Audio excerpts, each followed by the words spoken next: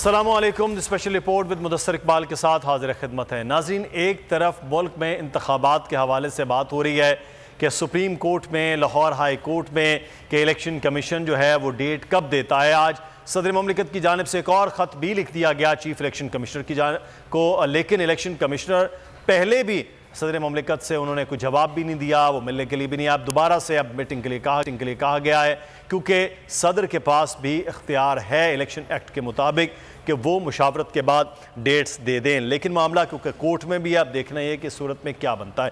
लेकिन एक और चीज़ जो है वो, कल सारा दिन इमरान खान साहब की अदालत में पेशी और रात गए इमरान खान साहब की गिरफ्तारी की खबरें गर्दिश करती रहीं। तो क्या इमरान खान साहब को गिरफ्तार करने का उसूली फैसला अब ये हुकूमत कर चुकी है कि किसी भी वक्त उनकी गिरफ्तारी अमल में लाई जाए, या फिर इमरान खान को ऐसे ही चलना है जैसे मामलात चल रहे हैं और इलेक्शन को किसी न किसी तरह से डिले करना है। ये कानूनी मामला है, इस पर हम बात करेंगे। हमारे साथ आज मौजूद हैं सीनियर कानूनदान साबिक सदर भी Islamabad high court bar association ने। चौधरी साहब, बहुत शुक्रिया आपके वक्त का। हमें ज्वाइन किया इस वक्त मोहम्मद उसामा गाजी साहब ने, सीनियर एंकर पर्सन, तजज़ियाकार। बहुत शुक्रिया उसामा गाजी साहब आपके वक्त का। चौधरी साहब, सदर के पास अब क्या इख्तियार बाकी है कि जब इलेक्शन के मामलात सुप्रीम कोर्ट में भी हैं, हाई कोर्ट में भी बाकायदा तौर पर उन्होंने कह दिया, आज उसके फैसले को भी चैलेंज कर रहे हैं और गवर्नर जो हैं वो अपनी एक प्ली लेकर वो चल रहे हैं, तो सर इसमें इलेक्शन कमीशन का क्या रोल बाकी रह जाता है और इलेक्शन होने के इनेकाद जो है वो कितने हद तक है मुमकिन है? बहुत शुक्रिया।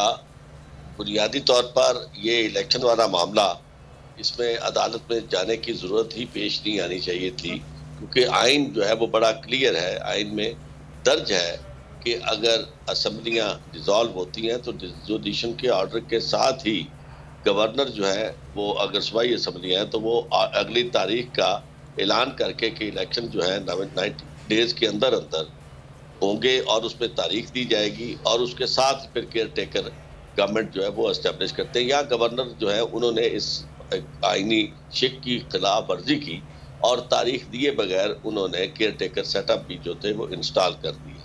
अब मामला यह है कि वही आर्टिकल 57 जो है, जो गवर्नर्स को पाबंद करता है कि वो इस तरह करें, तारीख दें, उसी में यानी इख्तियार ये जो कौमी असम्बली के लिए दूसरी शिक है, वही इख्तियार जो प्रेसिडेंट है वो इस्तेमाल कर सकते हैं।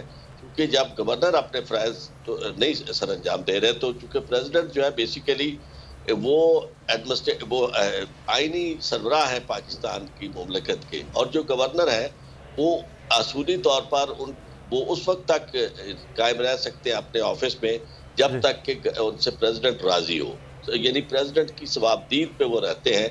तो इसलिए ये जिम्मेदारी जो है अब सदर मुमलकत के ऊपर आ पड़ी है, और सदर मुमलकत ने जो खत लिखा था उसकी आइनी हैसियत ये थी कि चीफ इलेक्शन कमिश्नर को, क्योंकि वो एक आइनी इदारे के सरबराह है और वो आइनी इदारा सदर मुमलकत के मातहत है। कोई भी आइनी इदारा जो है वो सदर मुमलकत से बाहर नहीं है। जो इख्तियारात इस्तेमाल होते हैं किसी भी आइनी इदारे की तरफ से, वो सदर मुमलकत के नाम पे इस्तेमाल होते हैं। President is please to announce this, president is please to allow this और सैंक्शन दिस। तो यहाँ चूंकि गंगा उल्टी बह रही है, इसलिए चीफ इलेक्शन कमिश्नर चौधरी साहब, इस पे हम बात करेंगे कि अब सदर के पास क्या इख्तियार हैं जब मामलात अदालत में, इस पे हम मजीद भी बात करते हैं। बोल उड़ाएगा सबका होश, भूल जाएंगे सब अपना जोश। देखिए पाकिस्तान की सबसे बड़ी PSL ट्रांसमिशन सकलैन मुश्ताक, रमीज राजा, सुहेब अलवी, जमील फारूकी और फहीम खान के साथ खेल का जुनून रोजाना रात 11 बजे सिर्फ बोल न्यूज पर। सब्सक्राइब करें और बेल दबाएं ताकि कोई खबर रह न जाए।